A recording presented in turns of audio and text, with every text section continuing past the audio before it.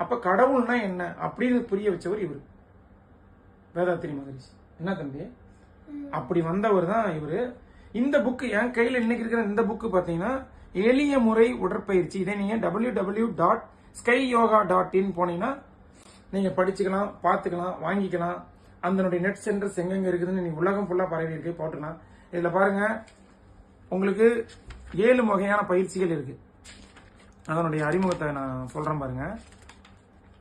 ஏன்னா என்னுடைய பழைய புக்ல எனக்கு எல்லாமே அத்துப்படியா இருந்துச்சு. இப்போ காலத்துக்கு தகுந்த மாதிரி அவங்க மாத்திட்டாங்க. நானும் ரொம்ப நாள் கழிச்சு தான் இதெல்லாம் சொல்றேன்.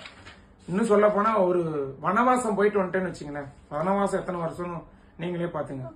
பாருங்க, கைப்பயிற்சி, அடுத்தது கால் பயிற்சி, அடுத்தது மூச்சு பயிற்சி, கால் பயிற்சி. அதான் வரேன் தம்பி, காமிச்சிடலாம், நம்ம காமிச்சிடலாம். கால் பயிற்சி புக்கு சொல்லிட்டா புடிச்சுக்குவாங்க, அந்த அளவு அதெல்லாம் புடிச்சுக்குவாங்க. நம்ம நல்லது நமக்கு தெரிஞ்ச நல்லா சொல்றோம்.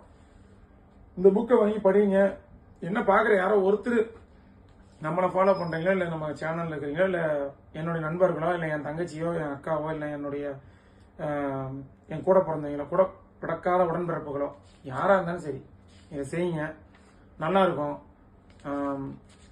நிறைய இருக்கு, 7 வகையான பயிற்சி இருக்கு. நரம்பு தசைநார் மூச்சு பயிற்சி, இது அறிமுகம் போட்டிருக்காங்க. சிம்பிளா இப்ப இதோட முடிச்சுக்கலாம். நம்ம நூலாசிரியரை பத்தி பார்த்துட்டு முடிச்சுக்கலாம், உங்களுக்கு இன்னும் ஈஸியா இருக்கும்.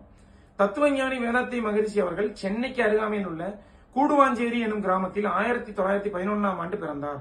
கடந்த 55 ஆண்டுகளுக்கு மேலாக உலக சமாதானத்தை நிறுவுவதற்காக அடிப்படை கொள்கைகளை பரப்பி வந்த மகரிஷி அவர்கள் தனது நம்ம கண்ணு இந்த மூடி இதெல்லாம் டையடிக்க தேவையில்லை, கண்ணு நல்லா இருக்குது, இந்த மாதிரி இது இருக்கிறப்ப நம்ம இதெல்லாம் செஞ்சோம்.